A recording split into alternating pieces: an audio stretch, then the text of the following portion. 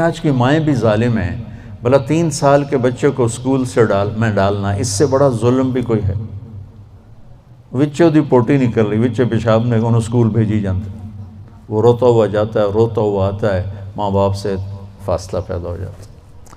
یہ 7 سال تک میرا نبی کہتا ہے بچے کو نماز بھی نہ کہو، 10 سال کے بعد تھوڑا پابندی کرواؤ.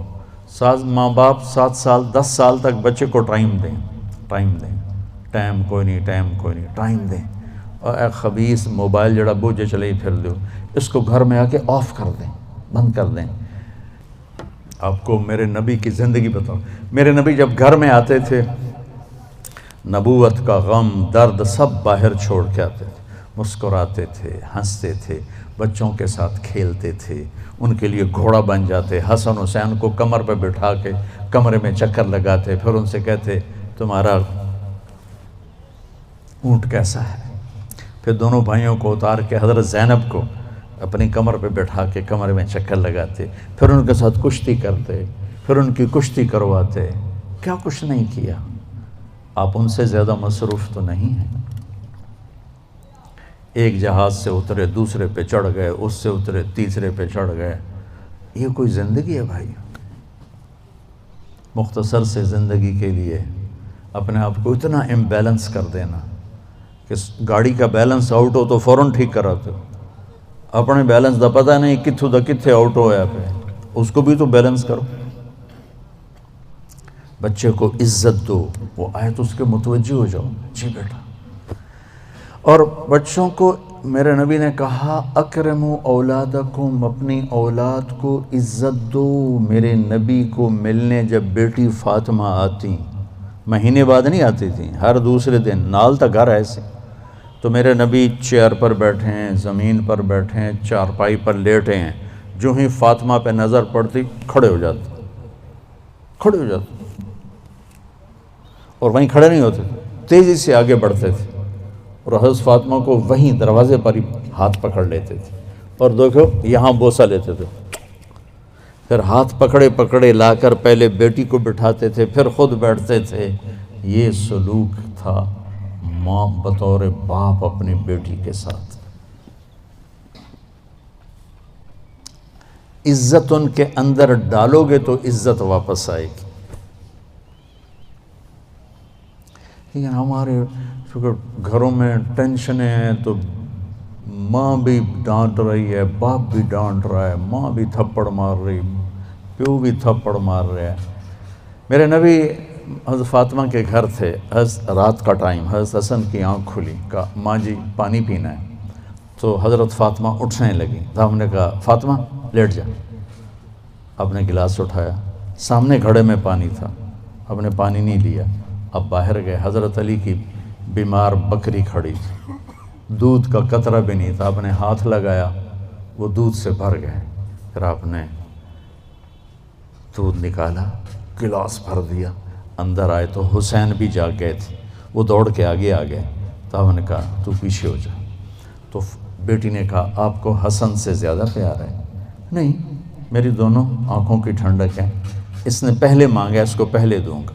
تو آپ نے حسن کو پلایا، حسین کو پلایا، فاطمہ کو پلایا، خود نہیں پیا. پھر کہا فاطمہ تو، میں، یہ دونوں، اور یہ جو سویا ہوا ہے، علی سوئے رہے جاگے نہیں، ہم پانچوں قیامت کے دن اکٹھے ہوں گے. اس واقعے سے کیا سبق ملتا ہے؟ کہ بچے نے پانی مانگا، میرے نبی نے دودھ دیا. کہ اگر تمہیں اللہ نے ہمت دی ہے تو اپنے بچوں کی جائز خواہشات کو اعلیٰ سے اعلیٰ طریقے پر پورا کرو، عزت کے ساتھ، احترام کے ساتھ. اسی بات پہ ماں اور بیٹی میں لڑائی ہو رہی. چھوٹی بیٹی میں نے یہ نہیں پہننا، وہ ماں کہتے ہیں ایو ہی پواونا ہے. میں دیکھتا ہوں نا اپنے گھروں میں اپنی پوتی بس وہ کہتی میں نے یہ نہیں پہننا، وہ ماں کہہ رہی نہیں تو نے یہی پہننا ہے. وہ بے وقوف، اگر انہوں تو نیلے دی بجائے ساوا پاون دیتے کیڑی قیامت آ گئی. اتنی بے وقوف مائیں ہیں آج کل. یہ جو موبائل ہے نا، اس نے ماؤں کی عقل چھین لی. سب سے قیمتی سرمایہ کو اٹھا کے پھینک دیا کوڑے کے ڈھیر پر.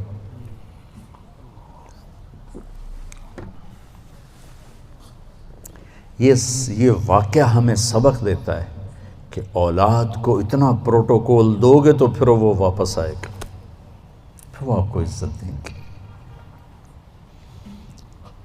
حضرت حسن بصری فرمایا کرتے، ان کی کنیت ہے ابو سعید، بیٹا تھا سعید، فرمایا کرتے تھے میں نفل پڑھ رہا ہوں اور میرا بیٹا سعید مجھے بلاتا ہے تو میں اس کے لیے نماز توڑ دیتا ہوں، نفل توڑ دیتا ہوں۔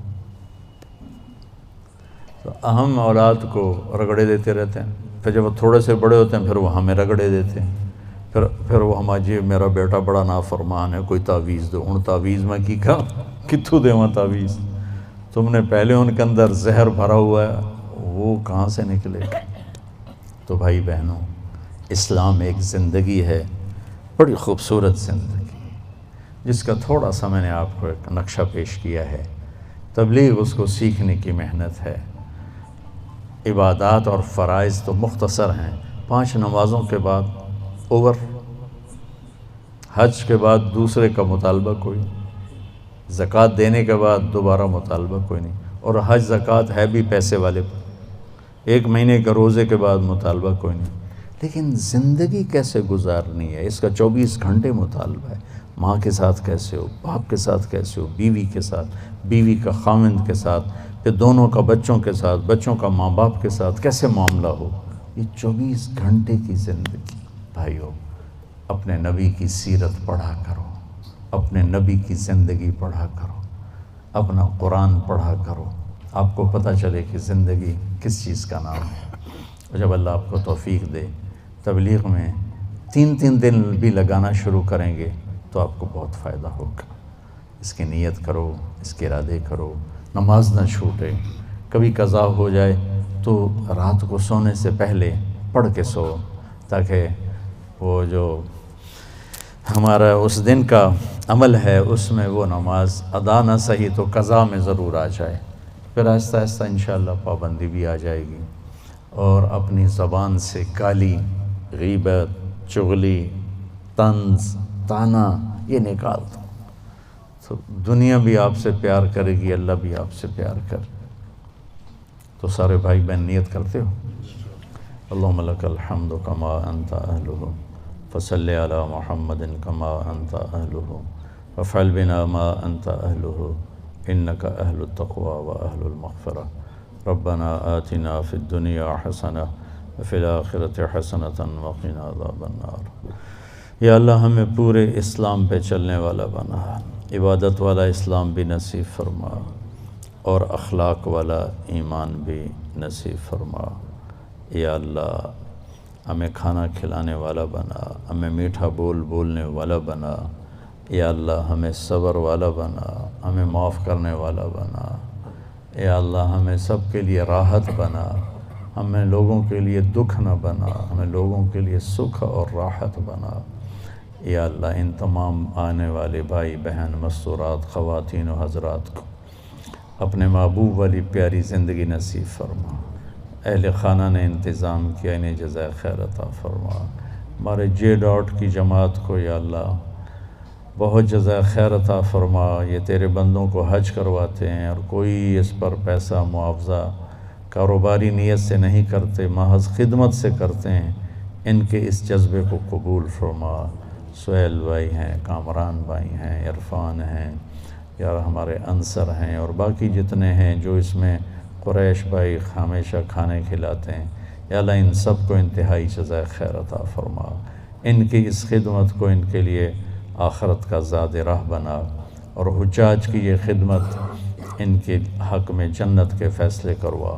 اور یا اللہ حج کے بعد اپنی زندگی اپنی منشا کے، یا ہماری زندگی اپنی منشا والی بنا دے، ہمارے اخلاق اچھے کر لے، ہمارے معاملات اچھے کر لے، ہماری عادات اچھی کر دے، ہمارے گھروں میں محبتیں پروان چڑھا دے، نفرتوں کو ختم فرما دے۔ جو ہمارے ایمان پہ آگے چلے گئے ان کے درجے بلند فرما، ان کی بخشش فرما، ان کو جنت الفردوس عطا فرما۔ جب ہمارے جانے کا وقت آئے تو ایمان پہ عافیت سلامتی والا خاتمہ نصیب فرما۔ ان آنے والے خواتین و حضرات کو بہت جزائے خیر عطا فرما۔ وصلی اللہ تعالی النبی الکریم۔